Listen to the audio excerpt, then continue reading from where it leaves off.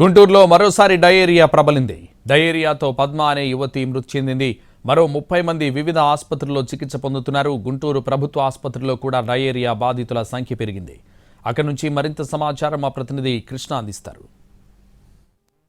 మరొకసారి డయేరియా ప్రబలింది. అనేక మంది గుంటూరు ప్రభుత్వ హాస్పిటల్లో చికిత్స పొందుతున్న పరిస్థితి. ఇప్పటికే ఒక పేషెంట్ కూడా మృతి చెందారు.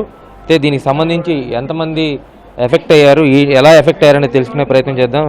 గుంటూరు సూపరింటెండెంట్ గారు ఉన్నారు. సార్ చెప్పండి, ఎంతమంది మీ హాస్పిటల్కి వచ్చారు, ఏ సిమ్టమ్స్తో వచ్చారు?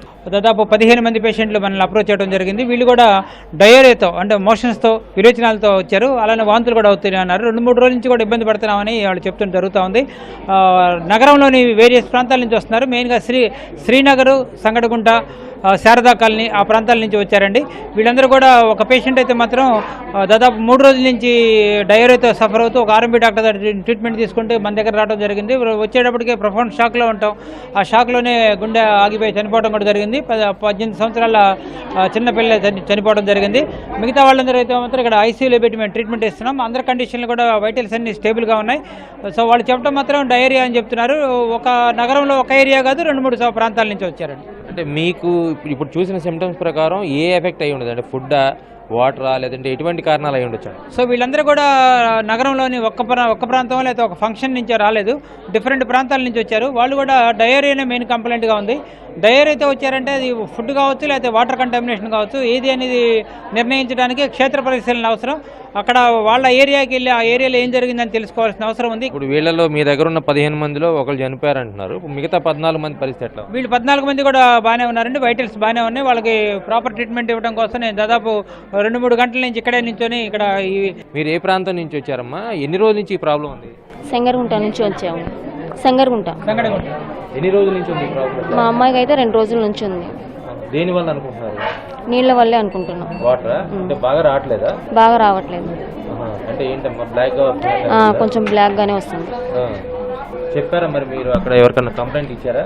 ఇవ్వలేదు. మేము హాస్పిటల్కి తిరుగుతున్నాం కదా, మాకు అంత టైం లేదు, చెప్పలేదు. మీ ఇంట్లో ఎవరమ్మా? మా ఆయన అండి. మా ఆయన ఏం జరిగింది? వాంతులు విరేచనాలు నిన్న ఇయ్యాల. ఏమనుకుంటున్నారు మీరు? మామూలుగా వాంతులు అవన్నీ బాగోట్లేదు అనుకుంటున్నాను. నీళ్ళ వల్లేనా? తెలియదు సార్.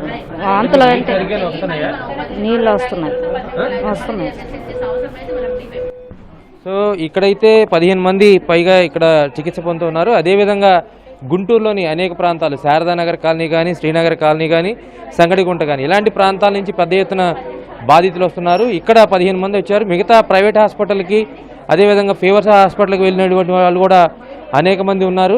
వీళ్ళందరూ కూడా చికిత్స అందిస్తూ ఉన్నారు. అయితే దురదృష్టవశాత్తు డయేరియాతోనే 18 సంవత్సరాల ఒక పాప అయితే చనిపోయింది. ఆ అమ్మాయికి సంబంధించినటువంటి వాళ్ళ బంధువులు కూడా బాడీని మరికొద్దిసేపట్లో అప్పగించనున్నారు.